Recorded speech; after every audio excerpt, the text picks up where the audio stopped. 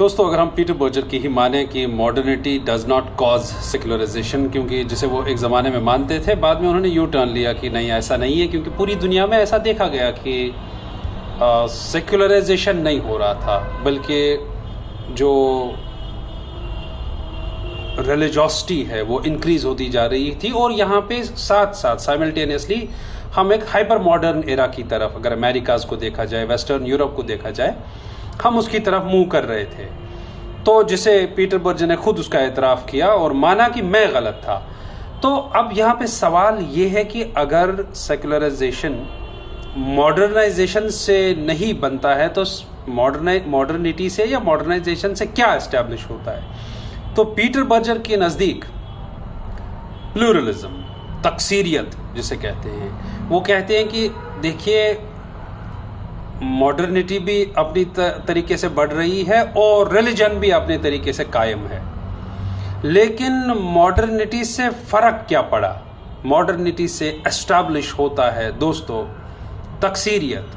Berger ने महसूस किया कि जदीदियत सेकुलराइजेशन का सबब नहीं बनती, बल्कि ये तकसीरियत की तरफ ले जाता है, क्योंकि मुख्तलिफ अकायद के निज़ाम एक ही माशरे और सियाक व सबाक के साथ कॉन्टेक्स्ट मौजूद है। इस हकीकत का मतलब ये है कि मज़हब अब कोई ऐसा अंसर या ऐसा एलिमेंट नहीं है, मज़हब एक ऐसा एलिमेंट है नहीं जिसे एक फ़र्द कदरे समझता है, जैसा कि पिछले अर्लियर समझा जाता था।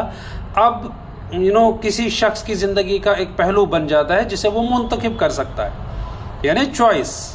लेकिन इसे होता क्या है, जहाँ पे मॉडर्निटी या हाइपर मॉडर्निटी है या अल्ट्रा मॉडर्न सोसाइटीज़ हैं, वहाँ पे ऐसा हम ये कह ही नहीं सकते हैं कि रिलीजन मर गया, रिलीजन नहीं है, या सेकुलराइजेशन आ गया, बल्कि डी सेकुलराइजेशन हो रहा है लगातार।